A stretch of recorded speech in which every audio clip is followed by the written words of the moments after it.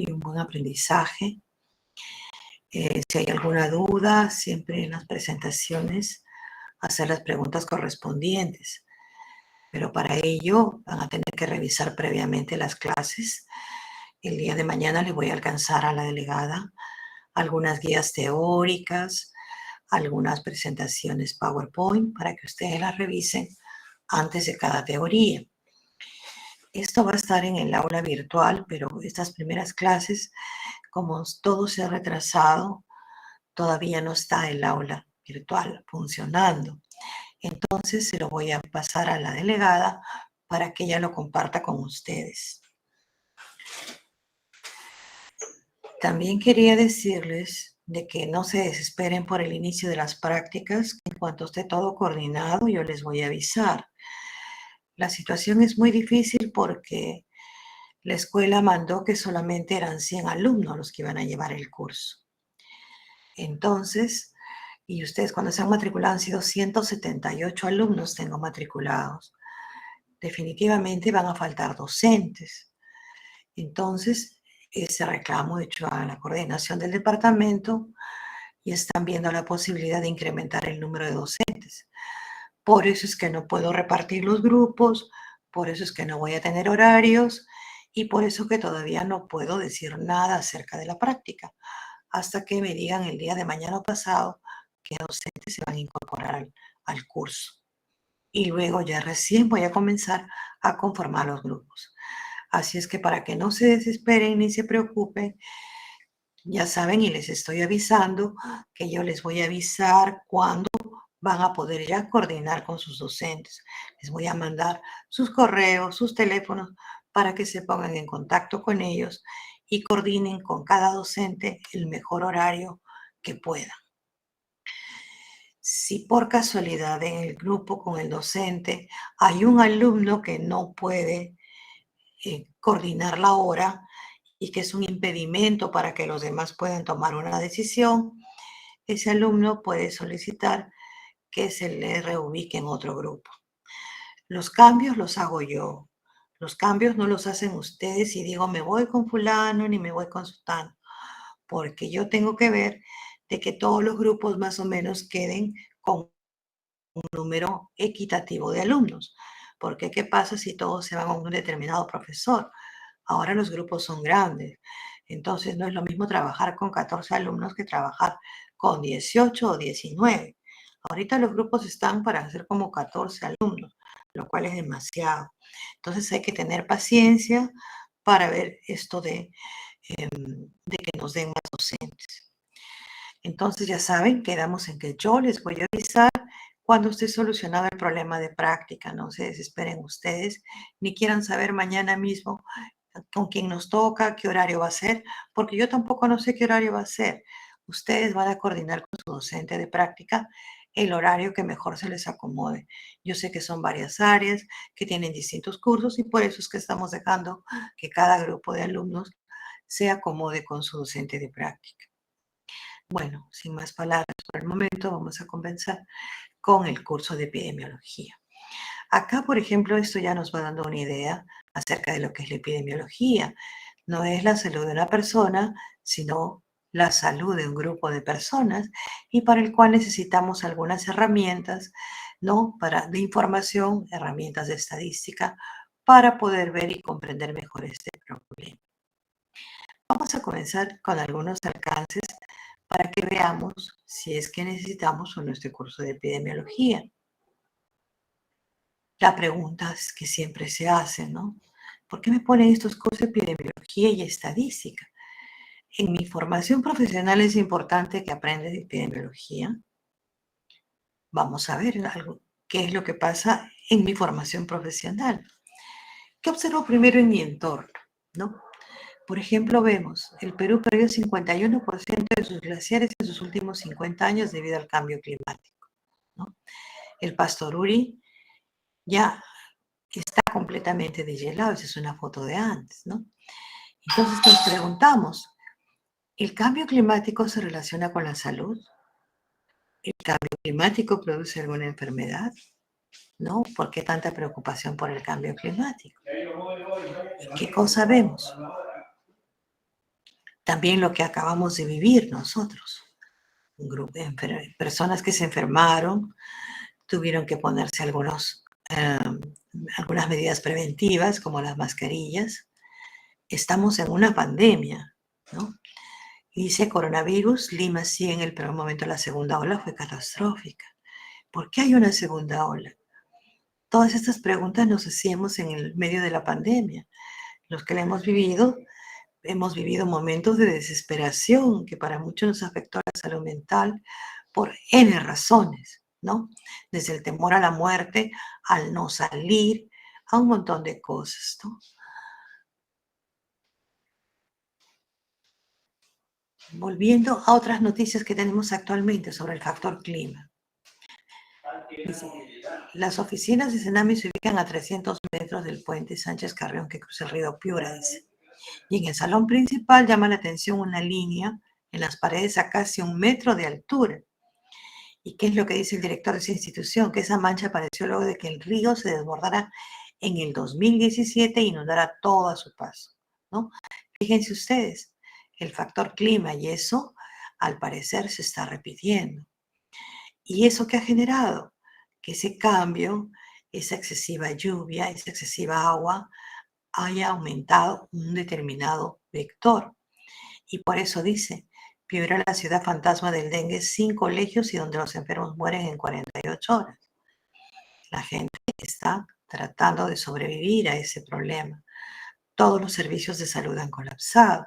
Entonces, fíjense ustedes, hay ahí factores que influyen mucho en la salud, no de una manera directa, pero sí por todo lo que generan. ¿Qué más tenemos? Dengue en el Perú, más de 140.000 casos y 232 fallecidos se han registrado durante el brote de esta enfermedad. Estamos hablando de junio. La situación ha sido más difícil posteriormente. Miren acá el personal de salud está buscando, ¿no?, las larvas, los nidos de los vectores, porque estos vectores se meten en cualquier depósito que haya un poco de agua. Por ejemplo, las llantas son unos buenos sitios para que ellos depositen sus larvas. Dice, los brotes epidemiológicos ocasionados por arbovirus como el que produce el dengue están relacionados con cambios climáticos y eventos naturales como el ciclón Yaku. ¿Se acuerdan? En mayo, junio fue lo del ciclón Yaku y el niño costero que impactaron en Perú en los primeros meses del año. Entonces, fíjense ustedes esta problemática. Acá el personal de salud siempre es el que tiene que tomar las riendas de esta problemática. Fíjense ustedes, dengue, tasa de mortalidad y letalidad por años en el departamento de Piura. Esa es la información que circula en los noticieros, en los boletines, en todas partes, ¿no? Acá está en el 2017, pero ojo que todavía no acaba el 2023 y nos están anunciando que va a haber un verano terrible con una alza térmica tremenda. Ahorita ya estamos hablando de que han sido el día sábado y domingo los días con los picos más altos de temperatura. ¿Qué otra cosa se está hablando? El CDC, ¿no?, de Perú emite alerta epidemiológica ante incremento de casos de síndrome de Guillain-Barré en algunas regiones del país. ¿Qué cosa es una alerta epidemiológica? Están hablando mucho de este síndrome de Guillain-Barré. Entonces, miren todos los hechos que tenemos acá. Entonces, por todas estas razones, sí debemos saber y conocer algo de epidemiología. Es importante que conozcamos algo de epidemiología porque la tenemos toda la problemática en nuestro entorno. Todos los profesionales de salud conforman el equipo de salud. Entonces, desde su área de trabajo, por ejemplo, el tecnólogo médico apoya en situaciones de emergencias y desastres. Por ejemplo, cuando hemos vivido la pandemia del COVID, en la cuarta ola, por ejemplo, han apoyado mucho. Y entonces tenemos que ellos desde su área, desde su actividad, apoyan todas estas acciones. En ese contexto, por ejemplo, de la pandemia, ¿qué cosas he tenido que saber? He tenido que saber a qué llamamos pandemia, saber que como personal de salud, qué actividades puedo desarrollar, cómo debo cuidarme para no enfermarme, porque si no han visto cuánto personal de salud ha fallecido en esta pandemia. ¿Qué es la bioseguridad?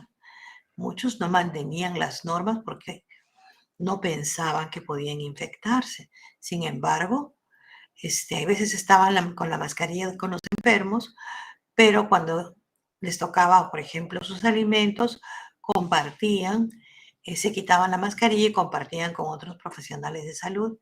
Y era el momento en que a veces ahí era donde se contagiaban. ¿Qué actividades debe realizar para apoyar a la población? ¿Cómo se están diagnosticando los casos? ¿Cómo interpreto las pruebas que se usan en el diagnóstico? ¿Se acuerdan todo el lío de las pruebas de laboratorio? ¿Qué significan estos casos que se reportan? ¿A quién representan? ¿No? Porque decían una cosa, decían otra y realmente no se tenían cifras exactas. Son muchas las interrogantes que se generan en esos momentos y las dudas. Entonces, de ahí la importancia de estos conocimientos que brinda la epidemiología para aclararnos un poco estas ideas. Ahí tenemos, por ejemplo, quienes se acuerdan ustedes, todos los días se mencionaban en los noticieros la sala situacional de COVID. Necesito comprender la información en los noticieros de la televisión local a propósito de la pandemia de COVID, ¿no? Mostraban todos los días cuántos muertos, cuántos infectados, cuántos pasaron las pruebas, cuántos se vacunaron. Es decir, toda esa información mostrada de esta forma y nosotros teníamos que poder entenderlo. ¿Qué más? Tenía que trabajar con medidas de seguridad, tanto en el laboratorio como en la parte de imágenes, como en la rehabilitación. Todos ellos tenían que trabajarse con medidas de seguridad. Bueno, nosotros nos sentíamos raros porque, bueno, nunca hemos estado en una pandemia, que sobre todo en la que el problema era de vías respiratorias, que es lo peor que hay. Y ustedes ya lo han vivido de que cuánta gente se contagia. Controlar una vía respiratoria es lo más difícil que hay. También se desarrollaban los distintos niveles de prevención. Mucho personal de salud enseñaba el correcto lavado de manos. También en la prevención secundaria se hacían los tamizajes a los distintos grupos poblacionales. ¿Se acuerdan que todos los que estaban, todo el mundo tranquilo y de repente se les abrió los ojos en los mercados, ¿no? Todos los que vendían en los mercados y tuvieron que cerrar los mercados porque estaban infectadas toda la gente que trabajaba en los mercados por el acúmulo de personas, porque no usaban bien la mascarilla. Muchas personas usaban la mascarilla debajo de la nariz, solamente se tapaban la boca. Entonces, imagínense. También en la prevención terciaria para la rehabilitación temprana en los pacientes que se recuperaban. Fíjense ustedes en todo lo que trabaja el equipo, el personal de salud. Y en el caso de ustedes, desde sus distintas áreas, miren, imagenología, laboratorio, rehabilitación, todo ello. En su vida profesional también es importante la epidemiología. ¿Por qué? Porque tenéis que hacer la lectura crítica de los artículos científicos y cuando ustedes aceptan hacer un nuevo tratamiento, aceptan hacer una nueva técnica, tienen que leer y seleccionar artículos buenos. Y para eso tienen que conocer algo de la epidemiología para saber si el diseño del artículo que están leyendo vale la pena ese artículo. Porque si no vale la pena, definitivamente no va a salir bien todo el cambio que quieren hacer ustedes o probar lo que está porque no ha sido correctamente elaborado ese artículo. No se ha hecho adecuadamente la investigación. Para cualquiera de las áreas, ¿no?, que ustedes quieran investigar, también es importante que sepan de epidemiología para que puedan hacer correctamente el diseño. Y es por eso que como parte del curso, ustedes tienen que hacer un proyecto de investigación, o sea, básicamente el diseño. No realizar la investigación porque ya sabemos que a veces el tiempo no les da, pero sí queremos que el diseño quede completamente bien elaborado, inclusive con su instrumento de recolección de información. Yo me acuerdo mucho que en algunas ocasiones lo han hecho también algunos grupos que algunos de ellos los han utilizado para después hacer sus estudios para la tesis, ¿no? Entonces, sería bueno que se esfuercen y lo puedan trabajar.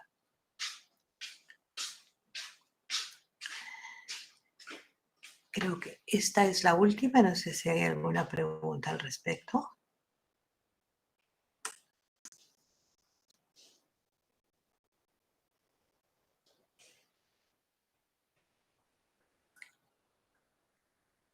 ¿No hay preguntas? Ok. Vamos a explicar entonces. Ujú.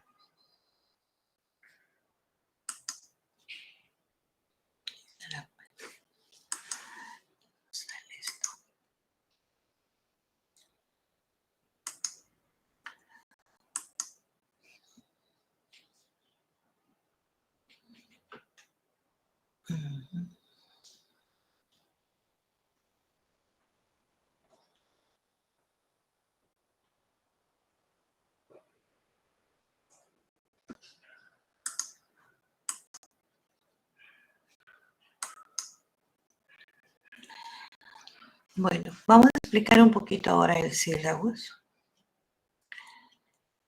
porque acá hay algunas cosas que les interesan. Bueno, ya saben que van a ser teoría y práctica, 2 horas de práctica, 2 horas de teoría. Estos son algunos de los docentes que vamos a tener. Tenemos 5 docentes y conmigo seríamos 6, pero vamos a tratar de incrementar un poco para que puedan ser menos alumnos por grupo. Porque hasta ahorita tenemos, miren, tenemos número de estudiantes por grupo 13, docente estudiante en la práctica es 14 más o menos, ¿no? Porque era 13 y pico. El curso básicamente es un curso obligatorio de la formación complementaria y en ella vamos a ver todas las herramientas que puedan servir para el diseño de investigaciones, pruebas diagnósticas, eficacia de tratamientos, todo ello basado en enmarcados dentro del perfil epidemiológico del Perú y actividades de investigación. También le voy a pasar el sílabus a la delegada para que lo tenga. Acá están los temas, la clase inaugural de hoy día. Son más o menos 11 temas, ¿no? Ya están fijadas las fechas para las evaluaciones, ¿no? Acá las que están con naranja más intenso. La semana 7 es la primera evaluación. Después está la semana 12, la segunda evaluación. Y la semana 16, la tercera evaluación. Va a haber un seminario de ética en la investigación científica, pero es casi al final. Así es que no quieran conversar desde pasado mañana cómo va a ser el seminario, porque es casi al final del curso. Lo que sí tendrían que preocuparse es de el gabinete, del perfil de investigación. Miren ustedes este detalle. Acá, por ejemplo, está la práctica inaugural. Y aquí, bueno, el gabinete 1 va a ser organizar al grupo para elaborar el proyecto. Van a haber guías de trabajo que también se las voy a mandar. Es para la siguiente semana. Para la teoría, que miren, acá hay práctica y gabinete. Entonces, en el gabinete, indicaciones para la discusión de un artículo científico referente al tema de investigación. Aquí es para que ustedes vean cómo se va a ver el artículo, cómo vamos a ver si sirve o no, qué tanto sirve para el problema que han escogido, todas esas cosas. Entonces, cuando haya práctica y gabinete, tienen que hacer las dos cosas. No es que solamente hagan la práctica y se acabó, no. Hay que darle un tiempito para revisar lo del gabinete. Todos estos gabinetes que hay se va a evaluar el cumplimiento en las tareas que se lleva cada uno en el grupo, ¿no? Porque si es un grupo, por ejemplo, que le toca hacer su revisión bibliográfica, por lo menos tienen que ver una revisión de un par de artículos por cada estudiante, haber desarrollado algo del problema, del diseño, objetivos. Hay una guía que les voy a mandar para que ustedes vayan trabajando eso. Entonces, fíjese, hay algunas prácticas que sí son solas, pero hay otras que sí tienen gabinete. Al final, en práctica, se presenta el proyecto, que es en gabinete 7, revisión de la presentación final, y luego se presenta la exposición final del diseño de investigación y del instrumento de recolección, y le entregan la presentación final. Entonces, ojo que hay gabinete.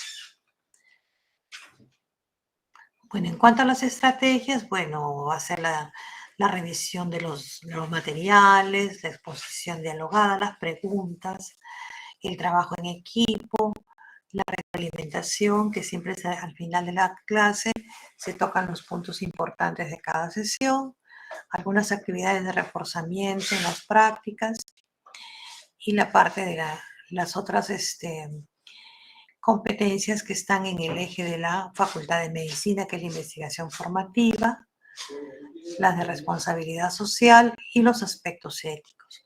Esto es bien interesante porque, por ejemplo, dice, se considera una falta ética copiar los ejercicios para las prácticas, cometer fraude en los exámenes, suplantación u otras conductas que expresen una clara falta ética. También se enfatizará en cuanto a las faltas éticas en investigación y publicación científica como plagio. Cuando veamos esto vamos a tocar estos puntos, ¿no? Acá viene la evaluación del aprendizaje, que es lo que más les interesa.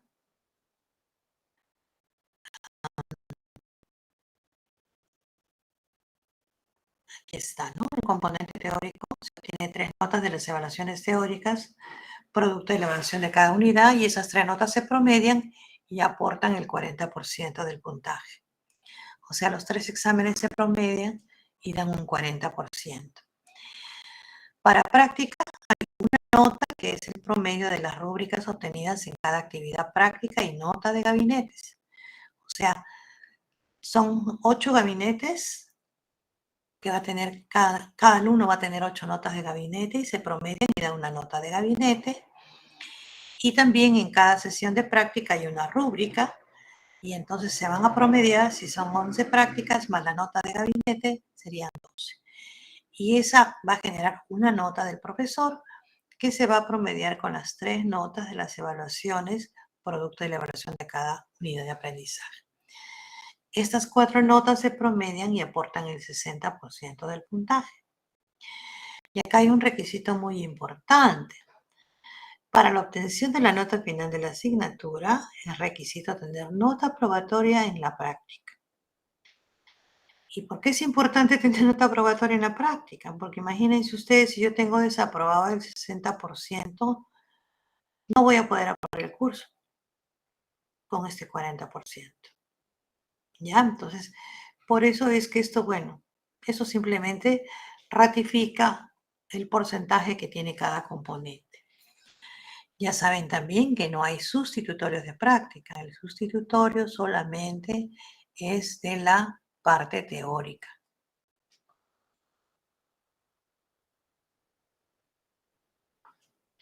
Si son 3 exámenes, dice el estudiante, solo podrá sustituir un examen, el de la nota más baja. Y la calificación obtenida no podrá ser mayor al promedio de la nota máxima con la mínima aprobatoria obtenida en el examen en el calendario normal, ¿no? La nota obtenida sustituye a la anterior.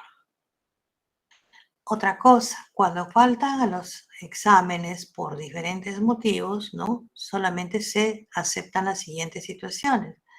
Problemas de salud que obligan a guardar reposo respaldados mediante un certificado médico. No es una receta que se la da a un profesional, no. Tiene que ser un formato con certificado médico si es que quiere dar un examen de rezagados. Ausencia por representar a la universidad en algún evento o algo, pero constancia respectiva emitida por la autoridad competente. También si fallece un familiar, pero no es cualquier familiar, es padre, madre, hijos, hermanos o cónyuge.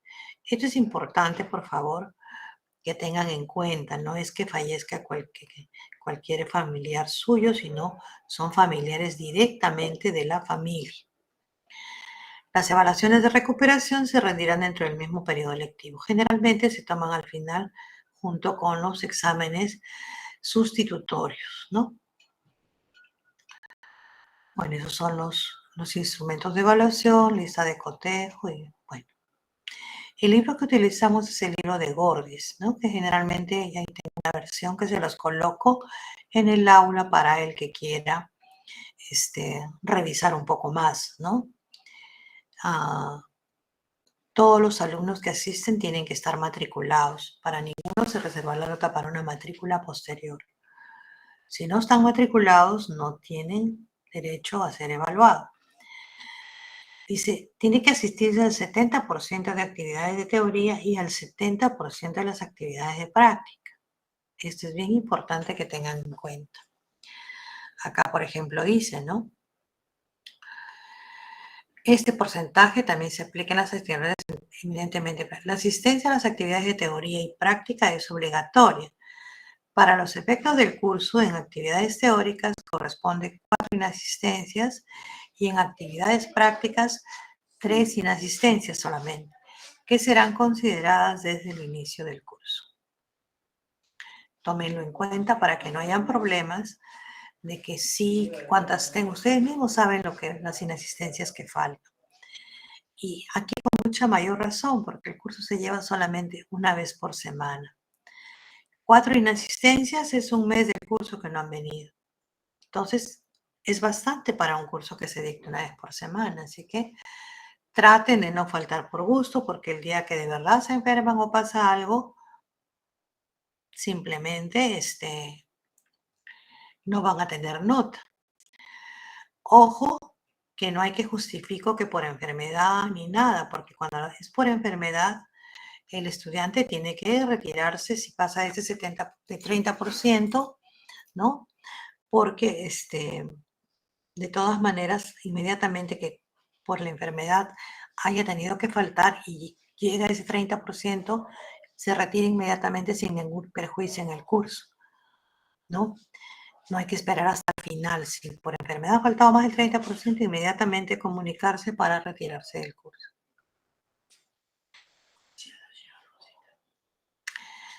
¿Qué otra cosa más les interesa? No sé, aquí no hay preguntas que les pueda interesar algo acerca del syllabus.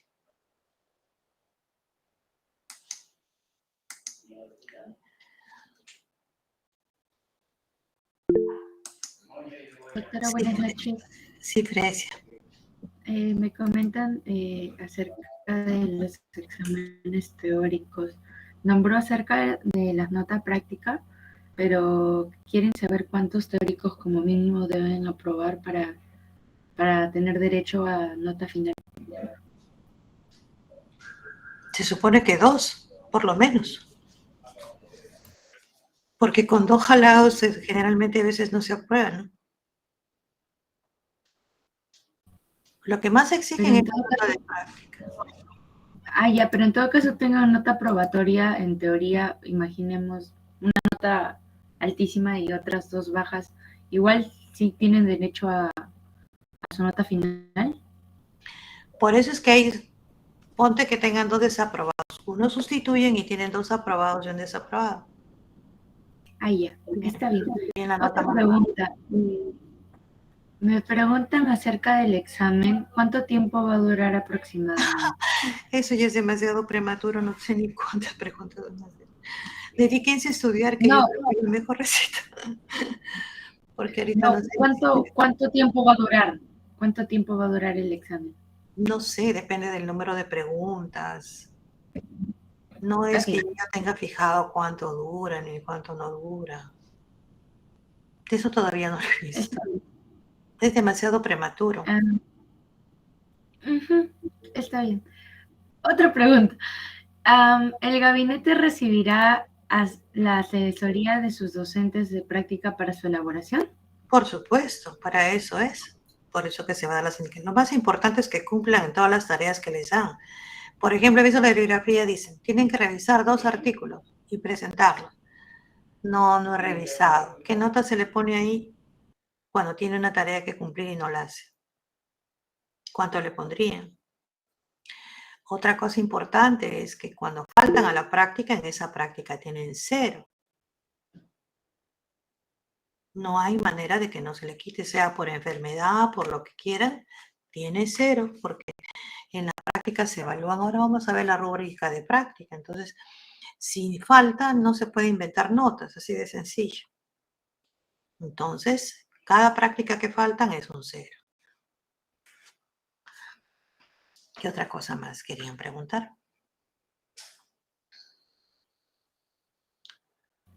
Bueno. Creo que la pregunta formulada por un compañero es de que cómo podrían ir avanzando con lo del gabinete si es que no hay profesor de práctica. Perdón, Pero sí, estoy mira, leyendo. en la segunda semana que se va a entregar ya las indicaciones, cómo organizarse el grupo, por qué están tan desesperados realmente? Ojalá que así fueras para todo el curso y no sea solamente el chispazo del comienzo, porque ese training tienen que mantenerlo a lo largo del curso, que tienen que hacer su práctica y su gabinete. Y lo más importante de todo es que vengan leyendo la teoría, porque después, cuando no hacen bien la teoría, no hacen bien la práctica. Y el problema más serio que tenemos en el curso, que los exámenes van a ser presenciales, ¿no? Y entonces cada uno tiene que bailar con su pañuelo y sacan unas notas demasiado bajas en práctica. No sé por qué se confían tanto, o de repente se confían porque algunos profesores a veces, no sé, son un poco subjetivos en la calificación y les ponen tremenda nota que el estudiante cree que sabe todo. Y cuando les ponen a veces de la misma forma la práctica, y es lo que siempre reclamo yo, a veces solamente se cambian algunos números o algo, sacan unas notas bien bajas, algo que yo ni siquiera espero que salgan de esa manera. Entonces, hagan sus prácticas, porque las prácticas se las copian, se las pasan, y eso sí, voy a ser muy severa ahora si yo encuentro que se copian las prácticas, porque ya lo he visto. Y han tenido, a veces, que les digo, no se han dado cuenta que han presentado la práctica con el nombre del compañero del que se han copiado. Ya con eso les digo todo. Entonces, como ni siquiera para decir no me lo he copiado, ¿no? Entonces ahí en vez de tener una mala nota con 0 van a tener 2 y va a perjudicar al compañero también que le ha prestado, porque los dos van a tener 2 ceros en sus prácticas, porque eso es algo que no se puede permitir, porque sí hay alumnos que se esfuerzan en hacer su práctica, en preguntar, y uno se da cuenta. Hay unos que tienen la práctica completa y le dicen, a ver, interpreta lo que has hecho y se quedan mudos. Entonces uno se da cuenta. Entonces, por favor, ahí dice que van a haber sanciones por las faltas éticas, ¿no? Entonces, es importante para que no las cometas, porque acá dice ya que implicarán una sanción. Y la sanción va a ser esa. Van a tener 2 ceros en vez de tener 1. Y si siguen en ese plan, ya saben, el promedio de práctica, por favor, actúen correctamente. No tendría ni siquiera por qué mencionarse esto, porque el personal de salud o los estudiantes que se forman en el área de salud no pueden tener ese tipo de faltas, porque imagínense, nosotros trabajamos con personas, con seres humanos, entonces, ¿qué tipo de formación voy a tener yo para trabajar con las personas? No es solamente que yo termine con mi cartoncito, sino la formación como persona humana, que es que va a tratar a otras personas, a otros seres humanos. Eso es lo importante. Entonces, esto que no debería ni siquiera decirse, pero hay que insistirlo. Acuérdense que dicen que muchos de los valores vienen de casa, pero bueno, a veces todos no tienen la misma suerte de haber tenido personas que se dediquen a formar valores. Creo que se ha perdido mucho hoy en día. Pero entonces, por lo menos siquiera en la universidad, en segunda instancia, tendremos que tratar de que esa persona los tenga. Porque ojo que ya bien dicen, los valores vienen de casa, se forman desde pequeños, ¿no? Pero bueno, hay a veces motivos por los cuales hay veces no han habido esas personas que orienten. Pero ya cuando uno es adolescente se da cuenta que es bueno y que es malo y mucho más en esta época. Así que por favor, actúen correctamente y todos nos vamos a llevar muy bien. Ok, entonces vamos ahora a pasar a explicar algo de la rúbrica. A ver.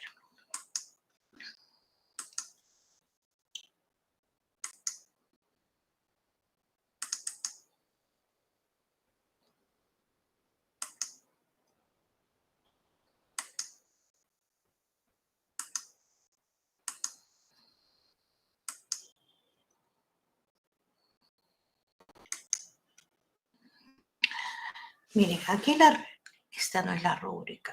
Bueno, la rúbrica es parecida a esta. A ver.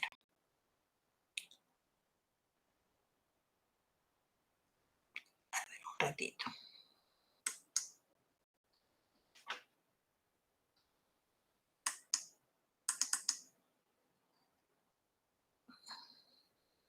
Bueno, es bien parecida esta rúbrica, porque esta rúbrica es la que usamos en práctica. Primero es la presentación y el desarrollo de los ejercicios, ¿no? No presenta en la fecha indicada, tiene 0. Si la presenta de manera incompleta, 1 punto. Y si la presenta correctamente, tiene 2 puntos. La asistencia no asiste, tiene 0. La tardanza, 0,5. Y si asiste, su punto completo. Explicación de los ejercicios, explicación e interpretación.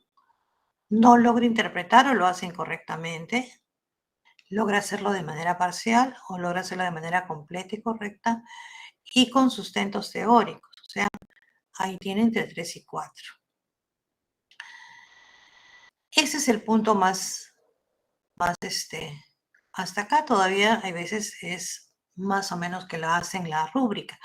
Pero aquí es la parte más débil, porque no participan, están mudos, no participan, no responden. Miren, se pierden 3 puntos acá. De 10 se pierde 3 porque la participación vale 3 puntos. No participa, no responde correctamente ninguna pregunta al docente, 0. Dice, no, no he leído. ¿Has leído tal cosa? No, no he leído. Ahí tienes 0. Participa, solicitud del docente, pero con errores. Preguntas y te dice todas las respuestas de una manera incorrecta. Participa voluntariamente el que habla cada rato, pero con argumentos que no son muy buenos, porque quiere de todas maneras tener nota de participación, pero no dice nada bueno. Bueno, si algunas cosas salen bien, ahí por lo menos 2 puntos. Pero el que participa voluntariamente y sin errores tiene sus 3 puntos. Esto es lo que es más difícil, porque generalmente todos se quedan callados. Si el profesor no les pregunta, no hacen ningún comentario, ninguna corrección, ni participan voluntariamente en la mejora de la práctica. Hay estudiantes que son muy solícitos. Explicamos una cosa y es ya, yo tengo acá, yo voy corrigiendo, porque ese es otro detalle, porque uno debe corregir en las prácticas, ¿no? En las prácticas las corrige, ¿por qué? Porque en el examen después tienen ustedes que leer sus ejercicios. Ahí tienen que revisar. Y si no corrigen, van a leer lo que han hecho mal y en el examen práctico van a repetir eso que está mal. Entonces, por eso es que yo siempre, al menos en mi grupo de práctica, al que presenta y tiene alguna dificultad, lo hago corregir y les digo que simultáneamente vayan corrigiendo todos, ¿no? Van corrigiendo para que puedan tener las respuestas correctas, los sustentos, las cosas, porque eso es lo que se pide en el examen de práctica. O sea, yo no invento ninguna cosa, ni trato de jalar a nadie porque ese no es el objetivo del curso. Sino la evaluación es que se compruebe qué cosa es lo que se ha hecho, ¿ya? Entonces, miren ustedes, cuando no hay asistencia, cualquiera sea el motivo, la nota de la rúbrica es 0 en esa práctica. Porque imagínense, no hay evaluación de asistencia, no hay presentación de los ejercicios, mucho menos participación. Algunos a veces suben la práctica, bien hecha, pero no vienen. Bueno, aquellos que han subido y han faltado el mismo día de la práctica tienen 2 puntos. Pero si no han hecho esto, algunos tampoco nos suben los ejercicios. Yo no sé por qué, pero ojo que es en la fecha indicada. Generalmente es 48 horas antes de su práctica. Yo por eso es que en el aula pongo un cuadrito de cuándo es que tienen que presentar de acuerdo al día que tienen la práctica. Porque si, por ejemplo, ustedes tienen que entregar el miércoles y presentan el jueves, ya tienen 0 porque no presentan la fecha indicada. Dicen, yo he subido mi ejercicio, pero lo has subido el día jueves. Cuando el jueves a veces tienes la práctica y subes el día anterior, nada más es 48 horas para que el profesor pueda ver esto, si está de manera incompleta o si está completa, con orden, para ver si pone 1 o 2 puntos. ¿Ya? Entonces, esa es la razón. Y la tolerancia es de 5 minutos, si no se considera sin asistencia. No sé si hay alguna otra pregunta para la rúbrica, porque cada práctica va a ser evaluado con esto. Si son 10 prácticas, tienen que tener 10 notas. Y el promedio de esa nota se promedia con las 10 con la de gabinete y tenemos la nota final del docente de práctica, que se van a promediar con los exámenes.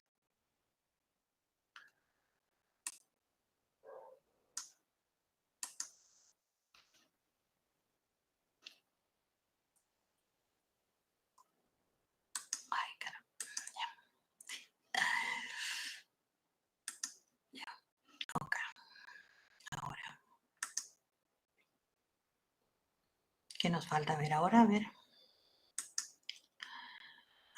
Unos conceptos de epidemiología.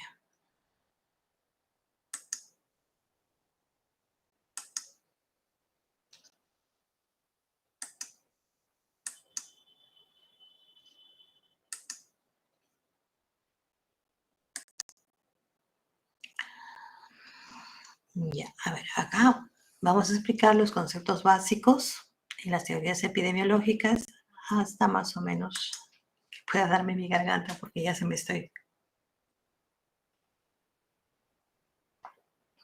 A ver,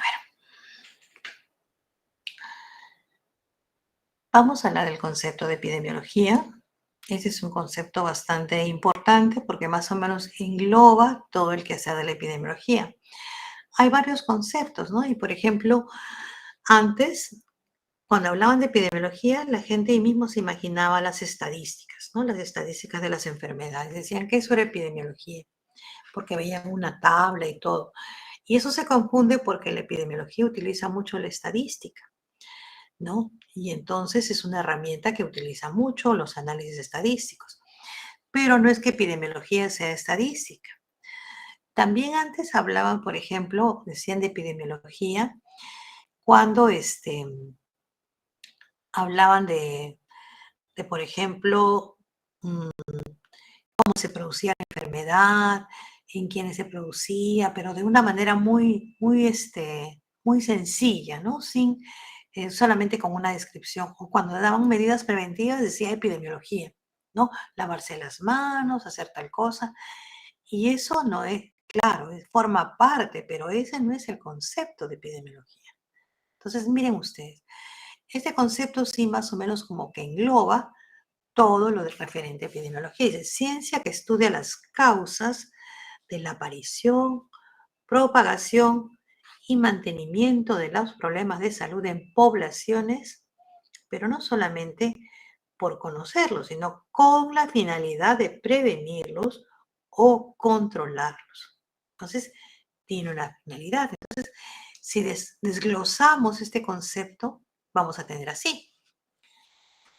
Estudia las causas de la aparición, propagación y mantenimiento de los problemas de salud en poblaciones. Aquí es el objetivo. ¿Y cuál es el propósito de prevenir o controlar? Entonces ahí tenemos básicamente la estructura de este concepto. Y si seguimos desglosando un poquito más, ¿qué vamos a encontrar? Cuando habla de causas, nos está mandando hacia determinar la causalidad de los problemas de salud. ¿Y a qué llamamos causalidad? Es la identificación de la cadena de sucesos que explican el origen, la difusión y la desaparición de los problemas de salud. Entonces, es importante la cadena de sucesos que explican todo este proceso de origen, difusión y desaparición de los problemas de salud. Cuando hablamos de propagación, la propagación es un incremento inesperado de los problemas de salud, o sea, un aumento de casos en una población determinada. Por ejemplo, lo que está pasando ahorita con el dengue. Hay un incremento inesperado de casos de dengue. ¿En dónde? En esa población que ha tenido estos problemas de los desbordes de los ríos, las lluvias. Propagación es diferente de transmisión. Cuando hablamos de transmisión se aplica más que nada para las enfermedades infecciosas y es relacionada más con la forma o modo de que se difunden, ¿no? La transmisión de persona a persona, por ejemplo, dice. En cambio, la propagación puede ser para otro tipo de enfermedades, no solamente las infecciosas. Y algo muy importante, como lo vamos a ver después en una de las prácticas, que el conocimiento de la propagación conduce a la prevención y al control, aún sin conocer la etiología. Si yo, por ejemplo, supongamos, veo que las personas se están enfermando por consumir la leche de un determinado, de una vaca, por ejemplo, determinada, y se están enfermando, yo no, así no haya visto cuál es el germen que la enferma, Si me doy cuenta que todos los que han tomado esa leche se han enfermado, simplemente corto de que nadie tome esa leche sin necesidad de estar buscando, cultivando. Claro, lo ideal es saber todo, pero en una emergencia simplemente yo agarro y ya no les dejen que tome más la leche de esa vaca. Y ahí estoy cortando una parte de la cadena y entonces estoy previniendo que se sigan enfermando más personas. Entonces, es importante el tener este concepto de que conociendo la propagación puede conducirse a la prevención y control sin conocer la etiología. Por supuesto que la etiología también es importante, pero frente a una situación de emergencia es importante de que nosotros primero veamos cuál es el mecanismo de propagación para cortar ese mecanismo. ¿A qué llamamos problemas de salud? Antes hablamos de enfermedades, ¿no? Pero ahora ya no, porque hablamos de problemas de salud. ¿Por qué? Porque son todas las alteraciones que afectan al bienestar de las personas, incluso aquellas que no se reconocen como enfermedades. Por ejemplo, últimamente estamos hablando de la violencia, del uso de drogas, de los accidentes de tránsito, de la salud ambiental, etcétera. Entonces ya no es la enfermedad como la concebíamos antes, sino son situaciones, problemas de salud, ¿no? También una época se hablaba de daño a la salud, pero por la razón que hemos mencionado, en la actualidad se habla de problemas de salud, que es lo que encaja mejor dentro de todas estas situaciones que afectan al bienestar de las personas. ¿Y qué hablamos? ¿Cuál es el concepto de población? Todo conjunto delimitado de individuos que comparten ciertas características comunes, ¿no? Eso, por ejemplo, cuando nos referimos a la población de seres humanos, pero también hay otras poblaciones como las de animales o plantas, ¿no? Cuando se enferman los animales, estamos hablando de zoonosis, por ejemplo, ¿no? Entonces, hay enfermedades tanto en los individuos, en población de animales o poblaciones de plantas. Nosotros tenemos muy bien diferenciada la población peruana. Tenemos la población de la costa, de la sierra y la de la selva. Cada uno en su contexto. Por ejemplo, acá es siempre, hay hacinamientos, son enfermedades que se transmiten muy rápidamente cuando son así enfermedades respiratorias. Aquí en la sierra es otro tipo de enfermedades y en la selva generalmente son muchas enfermedades ligadas al saneamiento, ¿no? Las parasitosis, todas esas cosas. Aquí tenemos nosotros algunos investigadores muy importantes que han contribuido al desarrollo de la epidemiología. Tenemos, por ejemplo, a John Snow, que algunos lo consideran el padre de la epidemiología, porque hizo frente al problema del cólera, ¿no? Con un razonamiento muy sencillo, pero que ayudó a solucionar un tremendo problema.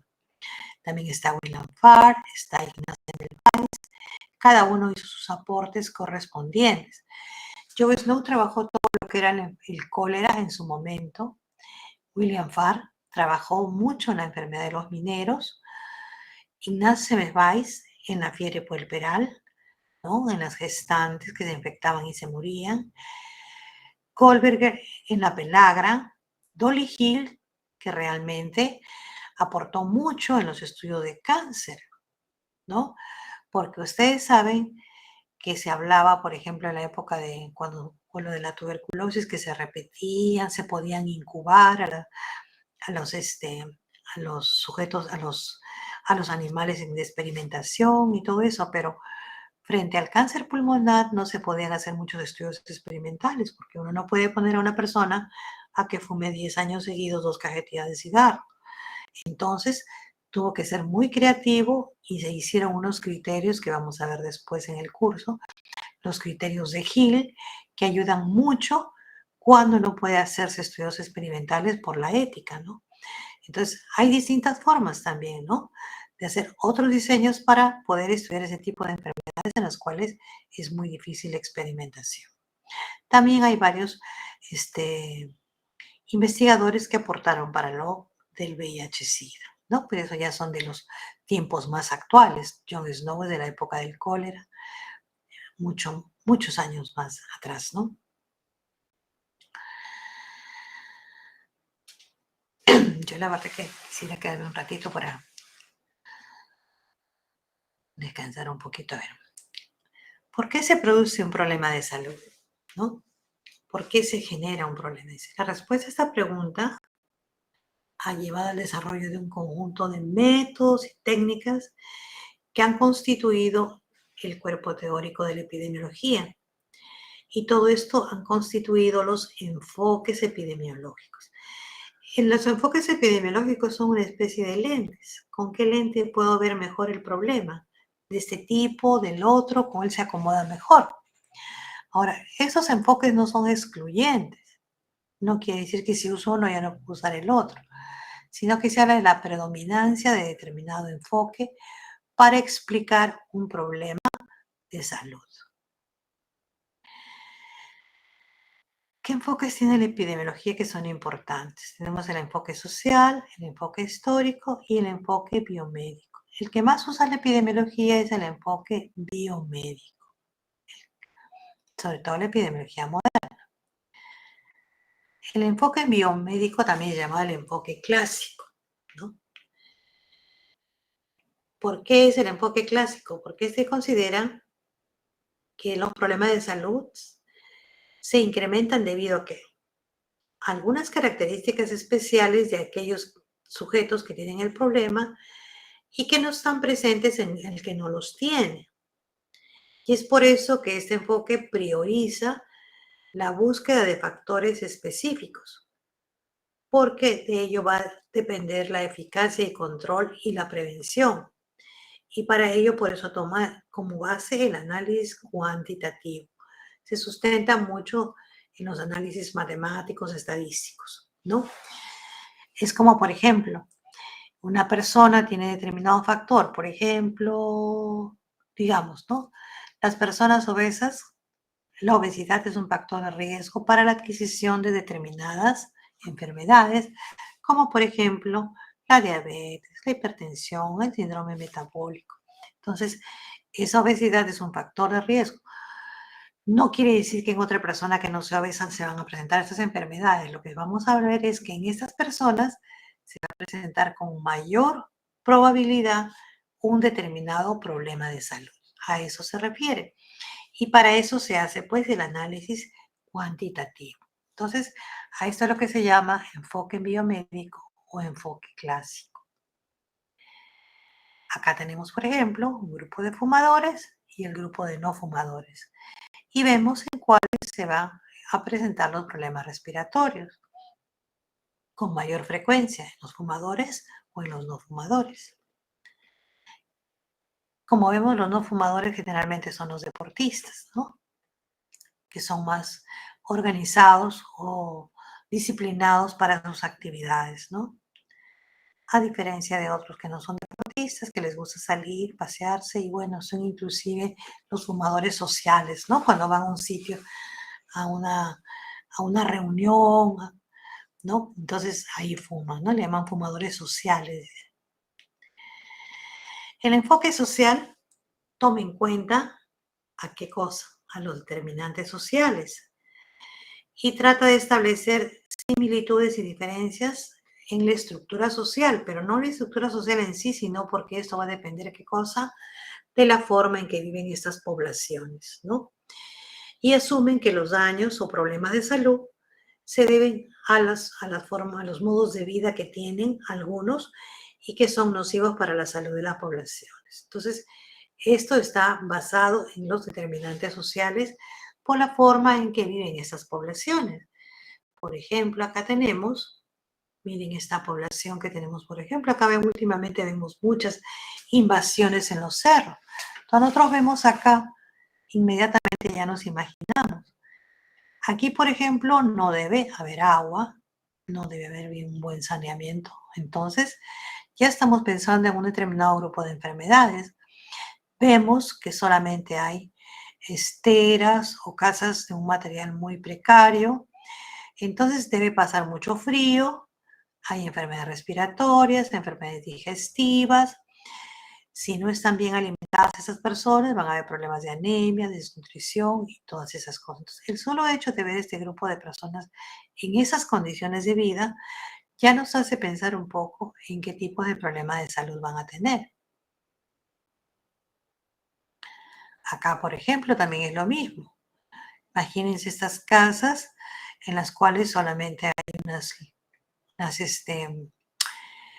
¿cómo se llama? Maderas muy sencillas, definitivamente, frente a la lluvia y todo eso, las personas se van a enfermar.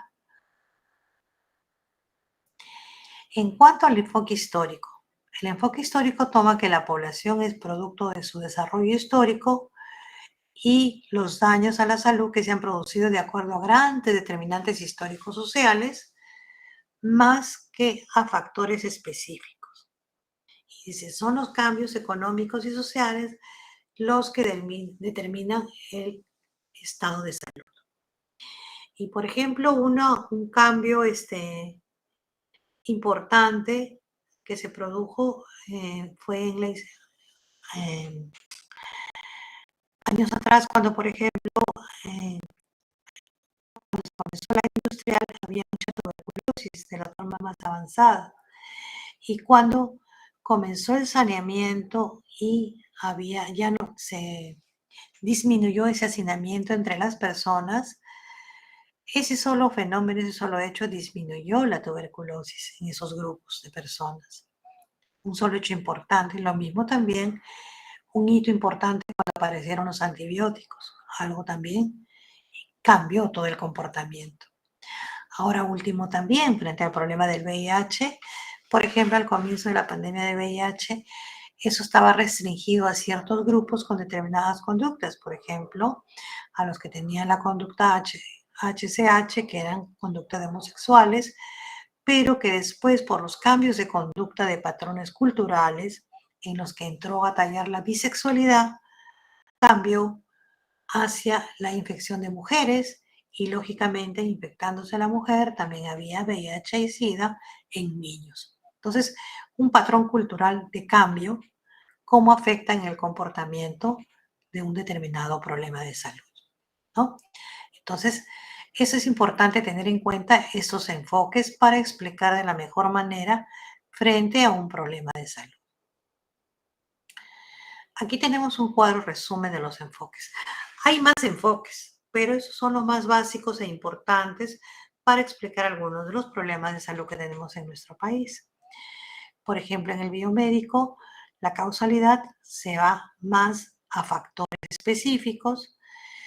La causalidad en el enfoque social son los determinantes sociales y ambientales, y en el histórico es la evolución natural y social. En cuanto a la metodología para comprobar esto, son las búsquedas de asociaciones causales, el análisis cuantitativo. En el social es en el análisis sociológico y antropológico para ver las condiciones de los determinantes sociales. Y en el histórico es el recuento del análisis histórico, cómo se genera el problema. Y en cuanto a la aplicación, cuando uno quiere ver la aplicación de este enfoque, uno termina haciendo intervenciones específicas. Supongamos que de repente hay un grupo de personas, ¿no? En las cuales, ¿qué le digo? Siguiendo con el problema de la obesidad, por ejemplo, entonces esas personas que se han enfermado de diabetes entran a un programa en el cual se hace una vigilancia de su alimentación, de ejercicios, ¿no? Medidas higiénico-dietéticas para mejorar el problema. Entonces hacen intervenciones específicas en el grupo que tiene el problema, que tiene el factor problema. En el social es un poco más difícil porque ahí tienen que haber cambios sociales y ambientales. Esto demora mucho más porque generalmente, imagínense cuando queremos en estos grupos que han invadido, por ejemplo, en lo que les he mostrado, si se quiere mejorar el saneamiento, es muy costoso y eso es lo que pasa, ¿no? Que todos ofrecen que van a poner agua y desagüe y eso a veces es mentira porque ustedes se dan cuenta cuánto cuesta subir o colocar agua potable en uno de esos de los cerros, es muy costoso para hacerlo. Entonces, lo único que sirve a veces es para solamente la propaganda política de algunos, que yo les voy a dar esto, les voy a dar el otro, pero que finalmente nunca se dan esos cambios. Entonces, eso es mucho más difícil, porque cambios sociales y ambientales, porque está trabajando directamente a nivel de determinantes sociales y ambientales. Y en el histórico es que se dé la prevención a largo plazo, porque, por ejemplo, cuando comenzó el VIH, se hablaba, en cuanto a las medidas preventivas, se hablaba del enfoque de riesgo, o sea, en el grupo específico que se veía que se presentaba con más frecuencia, que el grupo de homosexuales o trabajadoras sexuales, se hacía la intervención. Se estaba más o menos como en este nivel de acá de intervenciones específicas.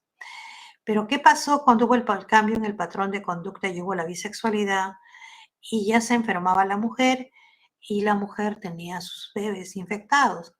Entonces ya se hizo una prevención a nivel poblacional, ya no solamente a grupo de riesgo, sino a nivel poblacional, que incluía a la mujer e incluía al niño. Y es por eso que en el programa de VIH ya se daba el control obligatorio de la gestante en el que se le tomaba una prueba para VIH-Sida. Antes se pedía el consentimiento, pero cuando estaba gestando ya no, porque ya tenía la responsabilidad de un nuevo ser. Entonces, como exámenes de rutina, se pedía ya la prueba de VIH a las gestantes. Y si había una gestante infectada en el programa de VIH, se consideraba dar la leche en polvo, la leche maternizada, porque una gestante infectada no podía dar la lactancia materna. Entonces, en ese programa tenía que considerarse la alimentación del futuro niño o niña que iban a nacer. Entonces, fíjense, de una estrategia que era para un grupo específico, se tuvo que involucrar a la mujer y al niño, o sea, cambió de una estrategia de grupo de riesgo a una estrategia poblacional que incluía a todos los grupos.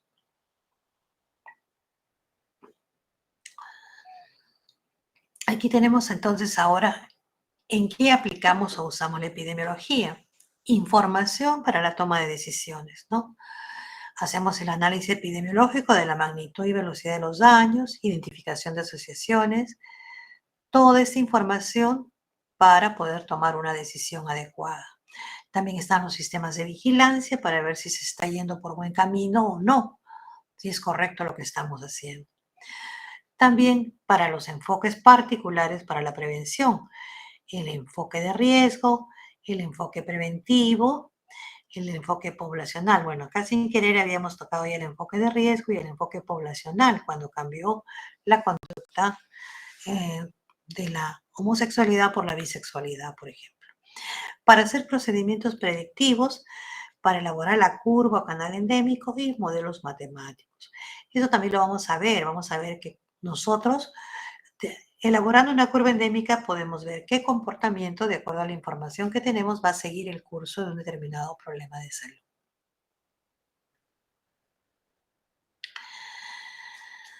Ahora, también estos enfoques eran una parte de la explicación de la epidemiología. La epidemiología también durante todo su desarrollo ha tenido momentos en las teorías explicativas que iban mejorando o iban aportando para el conocimiento de la epidemiología.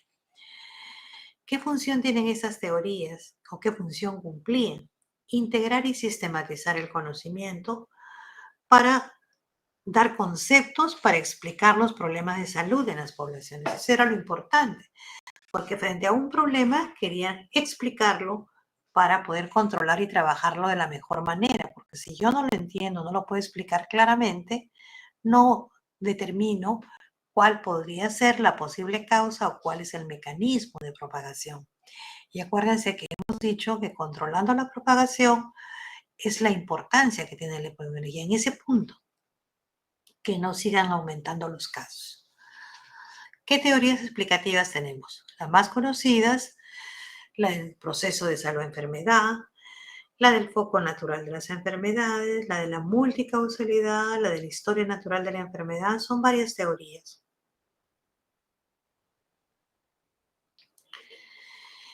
La del proceso de salud-enfermedad es la que considera la salud no como un estado, sino como un proceso, ¿no?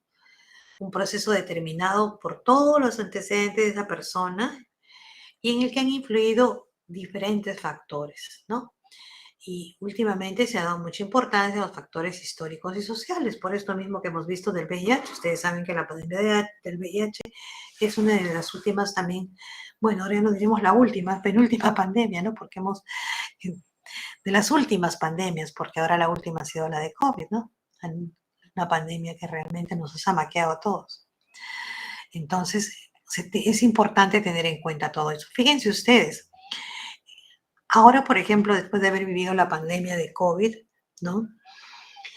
Hay que ser conscientes que hay un grupo de personas, una cohorte de personas que ha estado sometida a estas enfermedades, ¿no? Al COVID y que han sobrevivido al COVID, pero han quedado muy mal, muchas de ellas. Han quedado con los pulmones dañados, han quedado con el corazón dañado, han quedado con riñones dañados, articulaciones. Es decir, yo no tenía la idea de la cantidad o sea, de estructuras del organismo que podían haberse dañado con el COVID. Hay reportes de las cosas más raras de lo que se han encontrado en las personas que han sobrevivido a un proceso de COVID.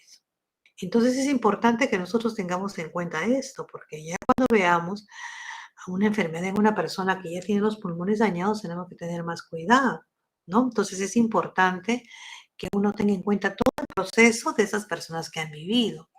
Lo mismo también, esta cohorte de niños que ha estado impedido de salir por tanto tiempo, son niños distintos que han perdido a veces mucho desarrollo, mucha sociabilización, hay problemas de salud mental porque han estado guardados en sus casas y hay veces muchas familias que últimamente han estado viviendo en los edificios, que son departamentos pequeños, ha afectado la salud y comportamiento de la familia.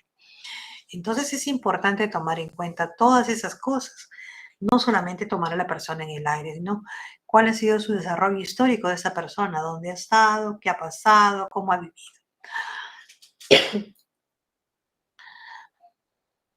En cuanto a la teoría del foco natural, esa también es muy importante, sobre todo para explicar las enfermedades infecciosas, ¿no?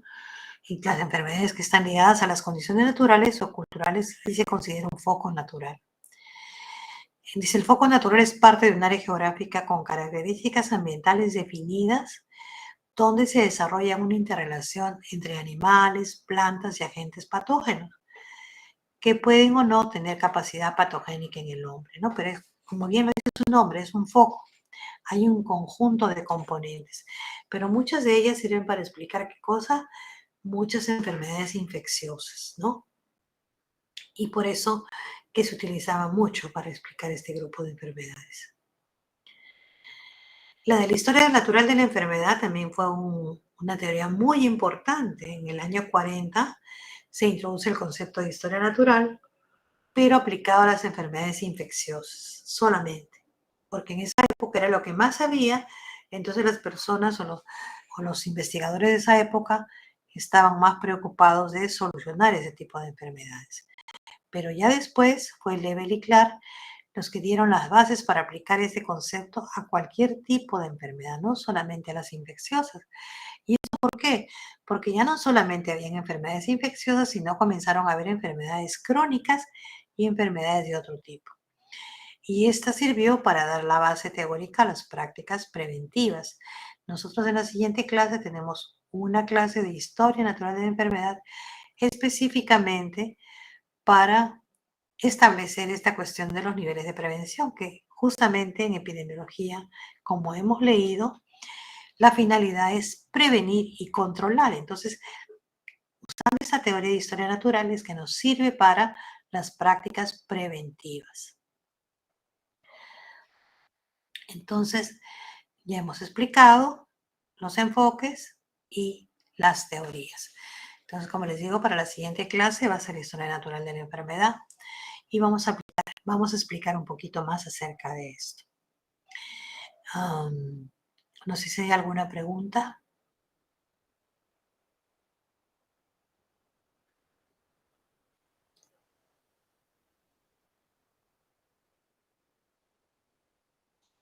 Todo. ¿O todo quedó claro o no se entendió? ¿Cómo fue? Acá, por ejemplo, no hemos tocado esto de la teoría de la multicausalidad, pero es una teoría también muy importante, porque acá habla de que un problema de salud no tiene una sola causa, sino tiene muchos factores que son los que generan el problema. Esa teoría de la multicausalidad ha tenido mucho desarrollo porque en las enfermedades crónicas. En las enfermedades crónicas, a diferencia de las infecciosas, en las infecciosas encontramos un agente causal, ¿no es cierto? Si es una tifoidea, decimos una salmonella typhi. Pero si hablamos de hipertensión, pueden ser muchas causas. No solamente, ¿qué les digo? No solamente de origen cardiovascular, sino puede ser por alguna otra patología que también tenga como resultado un incremento de la presión arterial, ¿no? Entonces, hay, hay múltiples factores, ¿no? Que afectan para generar un problema de salud. En la persona fumadora, la persona con sobrepeso, la persona que tiene problemas cardiovasculares, todos ellos pueden afectar para que se genere una hipertensión. La hipertensión es una de las enfermedades crónicas eh, más frecuentes y eso lo podemos ver nosotros en nuestro entorno. ¿Quién en su familiar o no tiene por lo menos familiares cercanos que sean hipertensos? Que ahora la mayoría es hipertenso. Y mucho más que ahora, por ejemplo, algunos han bajado el punto de corte de los valores de la presión arterial, así como de del colesterol y todo, que para cuidarse de los problemas van bajando los límites, entonces apenas se pasa ese límite ya uno tiene su letrero de hipertenso o de que tiene muy elevado el colesterol o que ya está diabético. Entonces hay que tener cuidado y observar ese tipo de cosas, cuán correctas son también, ¿no? Bueno, no sé si hay alguna otra pregunta de algo. Acá está la famosa multicausalidad que no corrijo, Sí, ¿no? habían consultado. Sí, se había quedado. Dicen cómo se distingue un foco. ¿Perdón? Preguntan de que cómo se distinguiría un foco. Por ejemplo, ¿no? En la selva existen determinadas condiciones en las cuales proliferan determinados vectores, determinados animales, ¿no? Y que todos ellos, por ejemplo, viven en un equilibrio en el cual está circulando determinado agente patógeno, ¿no? Y de repente, mientras está ahí, no ingresa el hombre a esa zona, no hay la enfermedad, no hay el problema. Pero viene una persona a ese sitio, a ese foco, e inmediatamente se enferma, porque el foco está ahí como en equilibrio, pero no hay un susceptible para que se enferme. Pero llega el hombre y ahí adquiere la enfermedad. Por ejemplo, esto pasa mucho en la selva, cuando personas, hay veces de la sierra, iban a trabajar a la selva en la tala de árboles, ¿no? ¿Y qué pasaba? Se infectaban con la fiebre amarilla, porque ellos se han metido a un entorno del cual eran ajenos. Y en ese sitio donde estaban los árboles estaba todo el foco natural para la fiebre amarilla. Mientras no entraba el hombre, no habían casos, no había nada, pero entra el susceptible y se enferma. Entonces, y todo el que va ahí a esa zona se enferma con fiebre amarilla. Entonces, por eso es importante determinar dónde están esos focos, ver qué condiciones hay, porque cuando va el susceptible puede enfermarse. Es igual también cuando van personas, generalmente cuando van a trabajar a la selva, es que se enferman de muchas cosas. Nosotros hemos visto, por ejemplo, que la gente de la selva trabajaba así, sin zapatos, todo, y tenían su leptospira, sin mayor problema, la pasaban. Pero cuando iban personas de la sierra a trabajar a la selva y les daba la leptospirosis y sí se enfermaban y hacían cuadros severos, ¿no? Entonces, inclusive por el comportamiento o la inmunidad que tiene cada uno, también es un factor importante en el desarrollo de las enfermedades. Entonces, a eso se refiere el foco. Foco es un sitio, un área geográfica que tiene todas las condiciones para que se produzca la enfermedad. Si no llega el hombre, no hay la enfermedad, pero si llega el hombre que es susceptible, si se enferman o de repente llega otro animal susceptible, no de los que conforman ese foco, y también se puede enfermar, ¿no? Entonces, ¿cómo puedes decir que existe ese conjunto de elementos ahí, que no producen nada mientras no entra un susceptible? Pero entra un susceptible que puede ser el hombre o un animal y se enferma, ¿no? Frente a todos esos factores del equilibrio de la geografía, la humedad, el vector, todas esas cosas. ¿Alguna pregunta más?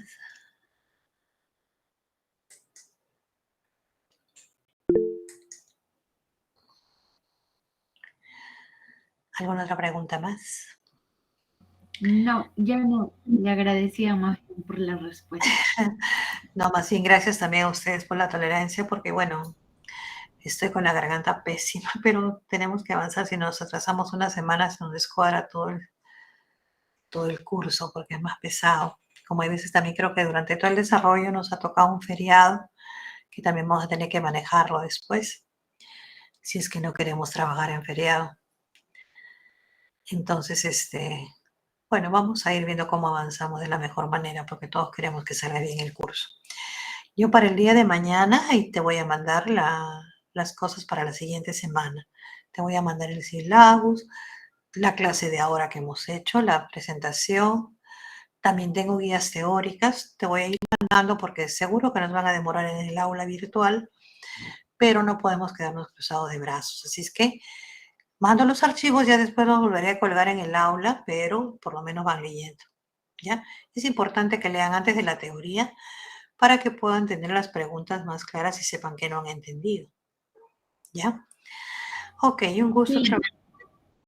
Un gusto. Doctora, le quería Sí. decir que, bueno, también por parte de las delegadas, hemos grabado la clase, vamos a estar grabando las clases turnándonos y ya, bueno, ya tenemos el drive para ir subiendo también el material para que tengan nuestros compañeros a la Ya, mano. problema. Ujú. No sé, cómo estaré no sé si mejoraré un poco más o estaré igual. Si no, yo quisiera que por lo menos si quieres estas primeras clases, no sé si habría problema en que juntemos el grupo a las 7 para no estar hablando 2 veces lo mismo, hasta que me mejore un poco nada más, ¿no? O no sé si habrá mucho problema. Lo conversaríamos con las delegadas, los sometemos a votación y yo le Ok. notifico, doctora. Yo creo que no habría problema. Sí, por lo menos si quiero unas 3 clases, porque yo creo que ya en 3 semanas debo estar un poco mejor. El problema es que yo no debería estar hablando, pero imagínate.